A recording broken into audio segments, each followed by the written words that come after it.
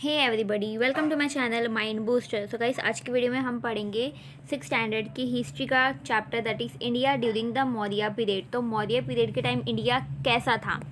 तो गाइस, सबसे पहले हम देखेंगे the Greek emperor Alexander invasion. So जो ग्रीक एम्परर थे अलेक्जेंडर, उन्होंने इंडिया को इन्वेड किया, that is north western frontier से इन 326 BCE। देन उन्होंने इंडस रिवर को क्रॉस किया और वहाँ से वो तक्षशिला में पहुँचे। On the way he met with forceful opposition from the local Indian king. और रास्ते में जो वहाँ के लोकल किंग्स थे, तो उन्होंने उनको काफ़ी अपोज किया, मतलब काफ़ी लड़ाई हुई उनके बीच में। और उन्होंने वो सारे किंग्स को डिफीट करके वो आगे बढ़ते गए और वो पंजाब पहुँच गए। However in this invasion his army has to suffer severe hardship. जब उनकी लड़ाई हो रही थी, तो उस लड़ाई में उनकी जो आर्मी थी उनको काफ़ी सफ़र करना पड़ा। The soldiers were eager to go back home.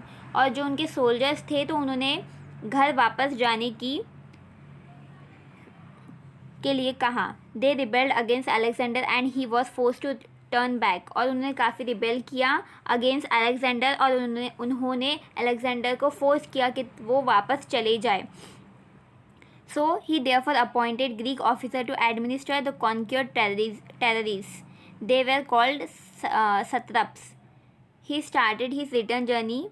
उन्होंने फिर अपनी रिटर्न जर्नी स्टार्ट की, लेकिन वो रास्ते में ही उनकी डेथ हो गई, दैट इज़ 323 BCE में एट द बेबलॉन में। टुडे बेबलॉन कहाँ पे है? इराक में। Alexander campaign led to an increase in the trade between India and the western world. तो अलेक्जेंडर की कंपेन की वजह से इंडिया और वेस्टर्न वर्ल्ड का ट्रेड बढ़ गया। The historian who accompanied Alexander introduce India to the western world through their writings. Greek sculpture influenced Indian art, giving rise to the Gandhara school of art.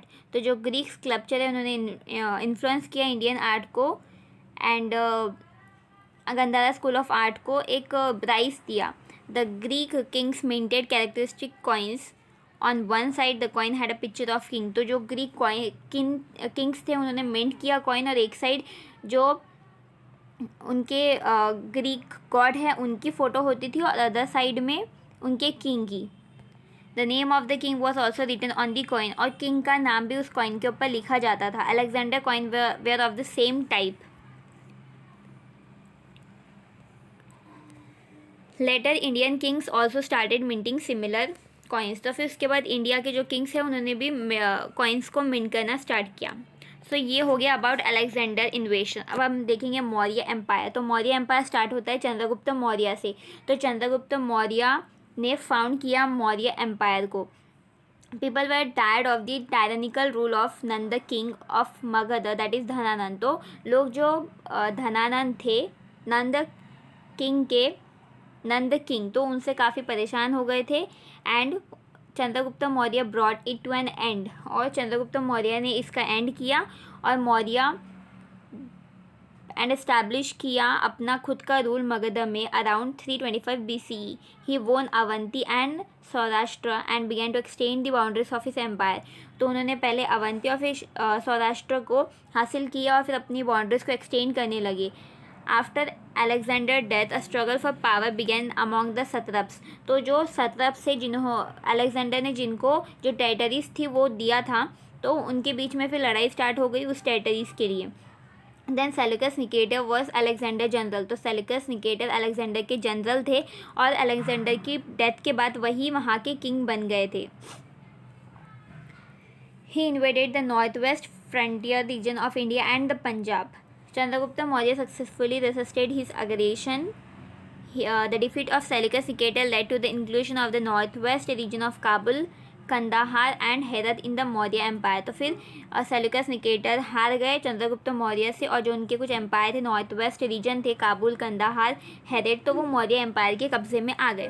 Okay, then Megasthenes Seleucus Nicator ambassador state back at Chandragupta Maurya court.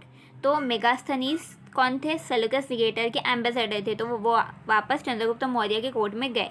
His book Indica is an important source for the study of Indian during the Maurya period. तो जो book है indica, तो वो एक अच्छा खासा source है जिससे हम पता कर सकते हैं कि मौर्य पीरियड में होता क्या था. Then there is an inscription stating that Emperor Chandragupta Maurya had built a dam called Sudarshan near Junagadh in Gujarat state. और एक इंस्क्रिप्शन भी है जो ये बताता है कि चंद्रगुप्त मौर्य ने एक डैम भी बनाया था सुदर्शन में, जो जूनागढ़ के पास है गुजरात स्टेट में. ओके, तो यहाँ पे हो गया हमारा चंद्रगुप्त मौर्य ख़त्म. तो अब हम देखेंगे एम्परर अशोका. सो चंद्रगुप्त मौर्य के बाद जो थ्रोन था वो किसके पास गया? उनके बेटे बिंदुसारा के पास. और बिंदुसारा की डेथ के पास वो गया उनके बेटे अशोका के पास. तो अशोका किसके बेटे हैं? बिंदुसारा के. So Ashoka had been appointed the governor of Takshashila and Ujjain before he came to the throne. तो राजा बनने से पहले अशोका एक एज अ गवर्नर अपॉइंट किए गए तक्षशिला और उज्जैन के. As a governor he had successfully crush the revolt at Takshashila. और उन्होंने उनका जो काम था एज अ गवर्नर बहुत अच्छे से निभाया और फिर उन्होंने जो रिवॉल्ट था तक्षशिला का उसे ख़त्म किया. After becoming the emperor of Magadha he launch a campaign against state of Kalinga. फिर वो एम्परर बनने के बाद उन्होंने जो एक कंपेन लॉन्च किया स्टेट ऑफ कलिंगा के खिलाफ. Kalinga occupied the region of today's Odisha state. तो कलिंगा अभी कहाँ आता है? अभी आता है वो ओडिशा स्टेट के अंदर. एम्परर अशोका कॉन्क्यर्ड कलिंगा. और अशोका ने कलिंगा को जीत लिया. अशोका's empire extended from Afghanistan in the north west and Nepal in the north to Karnataka and Andhra Pradesh in the south. सो मतलब जो अशोका का एम्पायर है वो पूरी चारों तरफ से एक्सटेंड होने लगा, बढ़ने लगा. सो अब हम देखेंगे कलिंगा वार. तो कलिंगा वार के बाद क्या हुआ? Ashoka was deeply moved by the bloodshed of the Kalinga war. तो जो कलिंगा वार में ब्लड शेड हुआ, मतलब काफ़ी लोगों की जान गई इस वार में. तो he decided never to wage. So guys, ये है map during Maurya period. So a war again he came to believe that truth, non violence, compassion and forgiveness were the important values. तो उन्होंने ये सब जो लड़ाई है वो सब छोड़ दिया और उन्होंने ये इसके ऊपर बिलीव किया कि ट्रूथ, नॉन वायलेंस, कंपैशन और जो फॉरगिवनेस है वो इम्पॉर्टेंट वैल्यूज़ है. Ashoka wanted to spread this teaching among the common people and therefore he had pillar, edicts and stone inscription. तो अशोका ने ये सारे जो वैल्यूज़ है इन्हें लोगों तक पहुंचाने के लिए स्टोन इंस्क्रिप्शन किया, पिलर्स बनाए और अपने किंगडम में बनाए. This writings are in the Brahmi script. और ये जो राइटिंग थी वो ब्राह्मी स्क्रिप्ट में थी. In this inscription he is referred to as Devanampiyo Piyadasi. तो इसका मतलब होता है beloved of the god and the he who looks on with affection. Another inscription states that 8 years after he ascended the throne, he made the conquest of Kalinga and had a change of heart on seeing the devastation it caused. तो जो 8 साल के बाद जब वो king बने थे उसके 8 साल के बाद जब उन्होंने कलिंगा वार लड़ा, उसके बाद फिर उनको उनके दिल में एक चेंज आया कि जो लड़ाई हुई थी उसकी वजह से कितने लोगों की जान गई, कितना लॉस्ट हुआ. An inscription of Emperor Ashoka at Delhi Tobda shows that he had put strict restriction on the hunting of bats, monkey, rhinoceros and on setting fire of forest. तो एक इंस्क्रिप्शन ये बताता है कि उन्होंने स्ट्रिक्टली मना किया था बैट्स की, मंकी की, राइनोसोरस की हंटिंग से और जो फॉरेस्ट में फायर लगाते हैं उसके लिए भी. So emperor Ashoka's work for the spread of religion. तो रिलीजन स्प्रेड करने के लिए अशोका ने क्या किया? Ashoka had embraced Buddhism. तो अशोका ने बुद्धिज़्म को फॉलो किया. He had convinced that the third religious council on Buddhism at Pataliputra. Ashoka sent his own son Mahendra and daughter Sanghamitra to Sri Lanka for the spread of Buddhism. तो अशोका ने अपने बेटे और बेटी को श्रीलंका भेजा ताकि वो वहाँ पे बुद्धिज़्म को स्प्रेड कर सके. ही ऑल्सो सेंट बौद्ध भिक्षुस. बौद्ध भिक्षुस मतलब होता है जो बुद्धिज़्म की जो टीचिंग होती है उससे लोगों तक पहुँचाते हैं, बताते हैं, तो वो होते हैं बौद्ध भिक्षुस. तो उन्हें एशिया में, सेंट्रल एशिया में भेजा ताकि वो बुद्धिज़्म को स्प्रेड कर सके. He also build many stupas and विहारास. Then public welfare activities. Emperor Ashoka led stress on the creation of facilities for the welfare of the people. तो लोगों के लिए भी काफ़ी उन्होंने चीज़ें की है, जैसे कि he made provision for free medicine, तो उन्होंने free medicine medical treatment provide किया लोगों को और साथ ही साथ एनिमल्स को भी. He build many roads and planted trees for shade on both side of the roads, तो उन्होंने काफ़ी रोड बनाए और रोड के साइड में उन्होंने ट्री भी प्लांट किए. He dug well and build dharmashalas, तो उन्होंने कुएँ भी खुदवाए और धर्मशालास भी बनाए. Then administration during the Maurya period. तो Pataliputra was the capital of Maurya period. तो मौर्य एम्पायर का कैपिटल क्या था? Pataliputra. For the sake of administrative convenience the empire was divided into 4 regions. तो पूरे एम्पायर को 4 रीजन में डिवाइड किया गया, each with its own capital.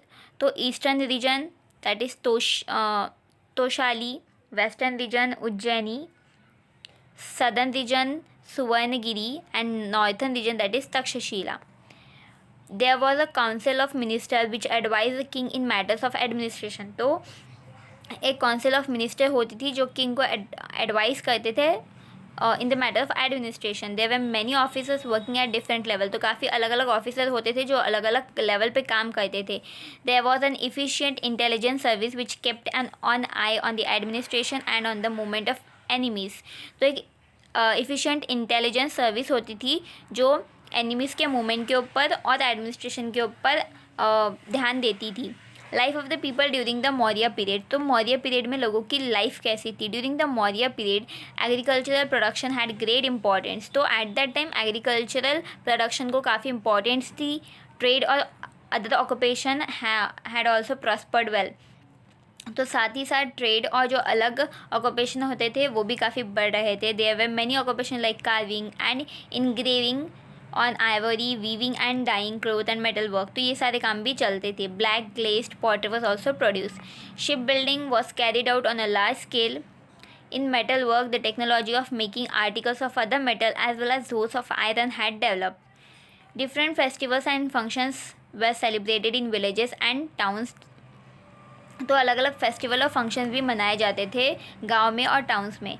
और डांस और म्यूज़िक कॉन्सर्ट भी होते थे, that is for entertainment. Wrestling, boats and chariot race were popular and so were board games and chess. Chess was called Ashtapad. तो chess को अष्टपद कहा जाता था. अब देखेंगे आर्ट एंड लिटरेचर. तो during the period of emperor Ashoka the art of rock cut sculpture was promoted. तो जो रॉक को काट के आर्ट बनाया जाता था तो वो काफ़ी प्रमोट किया गया at that time. The pillars erected by Ashoka are excellent specimen of Indian sculpture. There are excellent carving of animal like the lion, elephant, bull on their pillar. तो पिलर्स के ऊपर लॉयन, एलिफेंट और bull की carving की जाती थी. The chakra और wheel on the Ashoka pillar at Sarnath had a place. तो गाइस आप ये देख सकते हैं, ये जो है लायन की है, 4 लायंस है. तो ये स्टोन के ऊपर बनाया गया था. The pillar has lion on all 4 sides. तो जो पिलर है उनके चारों भी साइड पे लॉयन है, बट हमको सिर्फ 3 लॉयन दिखाई देते हैं. It is the official seal of government of India. और ये गवर्नमेंट ऑफ इंडिया का ऑफिशियल सील है. The cave sculpture at the Barabar hill carve during the period of Ashoka are well known. These caves are in Bihar. They are the oldest cave structure in India. So after the death of Emperor Ashoka, the Maurya Empire began to decline. तो अशोका की death के बाद Maurya empire decline होने लगा. After the Maurya, many new states and some empires also emerged in India. The Maurya Empire was the largest empire in ancient India. तो जो Maurya empire था वो काफ़ी एक लार्जेस्ट एम्पायर था एशियंट इंडिया का. So guys, in this video we have completed our chapter. अगर आपको वीडियो पसंद आया और समझ में आया तो प्लीज़ लाइक कीजिए, सब्सक्राइब कीजिए और शेयर कीजिए. So we will see in the next video. Bye bye, take care.